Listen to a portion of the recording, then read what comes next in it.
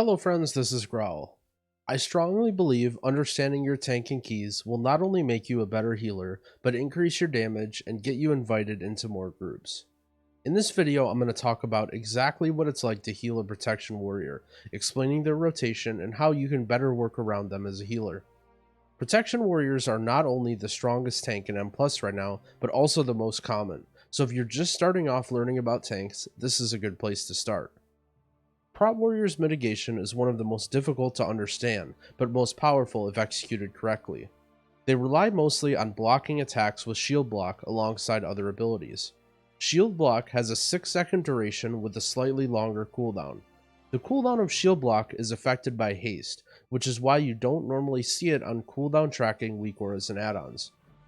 Shield Block is great, but often needs to be supplemented by other abilities since it has some downtime. The most important of these abilities is Avatar. Avatar, in combination with the Azerite trait Bastion of Might, not only greatly increases the chance of critical block, which blocks double the amount, but also gives them much more rage. Warriors during Avatar take virtually no physical damage and shouldn't require much healing. A warrior in Avatar is usually a green light to focus on damage, utility, or healing other allies. It's a good idea to keep a hot or two on them in case something happens and you need to do a bit of healing, but really you shouldn't be worried much when a tank has Avatar active, even in dangerous pulls. Remember that this is almost entirely physical damage mitigation, so high magic damage will still require interrupts in healing. Demoralizing Shout is another powerful ability which reduces the incoming damage mobs deal to your tank. It's almost always used on pull because of the talent Booming Voice, which adds rage generation to it as well. This is another part of the reason warriors require almost no healing on pull. Avatar, in combination with Demoralizing Shout, means they always have rage, reduce damage, and almost always critically block. Normally, your nameplates won't track Demoralizing Shout by default since it's not your debuff. However, if you play with a warrior often, it's a good idea to track this on enemies to know when your tank is taking reduced damage, since it acts as a cooldown in a sort of way. You can use most nameplate add-ons to add this debuff to be tracked, it just may require a bit of custom configuration. When a warrior runs out of shield block, they have the ability to use Last Stand as a replacement.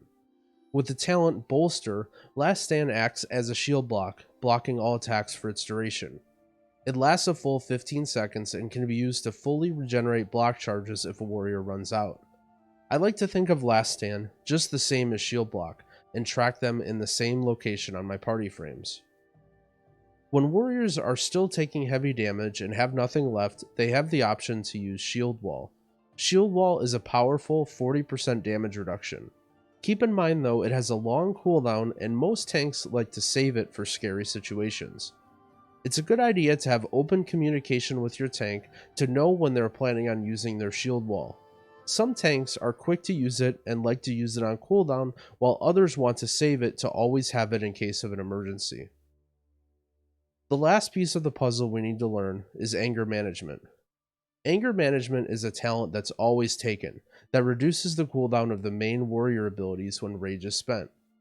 This means the more rage a warrior can generate and spend, the higher the uptime on their big cooldowns. This is why it may seem like sometimes your tank can be dry for really long stretches, and other times they can pull off the ultimate super combo of Avatar into Avatar. Now that we understand mitigation, let's look at a poorly drawn MS Paint chart of how you'd expect to be healing a warrior. At the beginning of the pull, we have Avatar, which should only require a small amount of healing, especially considering Demoralizing Shout is also active. Once Avatar falls off, you do need to do a bit of healing since they won't have much mitigation other than Shield Block. If Shield Block starts falling off, without Last Stand, then you need to do more direct healing. This is also a good time to use healer externals or kiting tools like Ring of Peace or Typhoon. You can look for situations where your warrior is starting to backpedal or walk away as their shield block runs out, and line up a Typhoon so they don't have to worry about backing into another pack or finding an escape route. As for self-healing, a warrior doesn't have much. It will be entirely from Leech and Ignore Pain. Ignore Pain is mostly just a dump for extra rage, and they're always prioritizing their shield block instead. As you move up the ranks and start playing with some super geared, strong prot warriors, they will manage their rage well and have higher leech, becoming even easier to heal and almost entirely self-sufficient. Until then though, it's important to keep some hots on your tank for most of the pull, although they shouldn't need much direct healing. In general, the more unblockable damage, the more healing that will be required. Anything that can be blocked will be greatly reduced, but they will need help with most other abilities. One other important weakness to note is that in order to block attacks, you must be facing the mob. It can be difficult for warriors to gather large packs of spread out mobs because if they get hit in the back, they take large amounts of damage.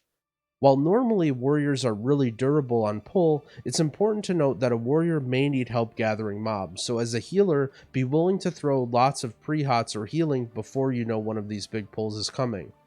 This could also be a situation where you use your damage reduction external, like Blessing of Sac or Ironbark, right away, since once they get all of the mobs gathered, with Avatar they'll be fine. Speed boosts like Mistweaver's Tiger's Lust can also be a big help. Next, I want to talk about utility. Prot warriors don't have as much utility as other tanks. One thing they do have is Spell Reflect. Spell Reflect is a key warrior ability that's important to track as any role. Spell Reflect can completely negate certain boss and trash abilities, so be on the lookout for when your tank has Reflect available and when it is active. It is definitely a thing that your warrior tries to reflect and runs in without it, and I've found being quick with an external and big heals in these situations can be a lifesaver. Another unique warrior ability is Intercept. Warriors can intercept the next ranged or melee attack on an ally. This can be a bit disruptive to their tanking, but can be used to prevent large bursts of physical damage like Eudora's Powder Shot from Freehold. Warriors can talent into Safeguard, which adds protection to all other damage by 30% after Intercept. This generally isn't talented, but can be used in dangerous boss fights like in Toldagor or King's Rest. If your warrior is charging around the fight, chances are this is why. I also wanted to talk about two of the important warrior major essences, since they do affect gameplay and your healing. The first one is Lucid Dreams. Lucid Dreams greatly increases rage generation and gives them leech for its duration. Generally, it's used during Avatar for even more rage and self-healing. A warrior running Lucid can use Lucid roughly every other Avatar, and during those times they need almost no healing. Keep in mind the talent Anger Management that is reducing the cooldown of their major abilities. And with Lucid active, they have even more rage to spend. It can be a bit disorienting as a healer to keep track of which avatars have Lucid, how fast the cooldowns are refunding, but when a warrior makes good use of it, they should require much less healing. For starters, just be sure that you're tracking the Lucid Dreams buff on your tank so you know that it is active. The other major that can impact gameplay is Conflict. Conflict and Strife Major gives the talent Thunderstruck, rooting enemies that get hit by Thunderclap. This is used to better kite mobs and also gives a large versatility bonus to the tank for applying the root. Tanks running Conflict will have less self-healing and avatar uptime than Lucid Dreams, however they will also take less damage overall. Keep in mind when you're playing with a Conflict warrior, mobs will constantly become rooted during combat, so be careful attempting to use displacement effects like Typhoon. If you need to use them, watch the mobs carefully to see when the root effect from Conflict falls off. Overall, Warrior can be a very strong tank, both for mitigation and damage. It also takes quite a bit of experience to play the class well, so your experience as a healer may vary depending on the skill level and the tank you're playing with. The point of this guide is to help you understand what your tank is going through so that you can better assist them to finish the dungeon in time. It's definitely not meant for you to backseat or to point out mistakes from other players. Thanks for watching. If you enjoyed this content, I'd appreciate if you liked the video and subscribe to my channel. I'll be putting out high-level Mythic Plus content for BFA as well as the Shadowlands beta.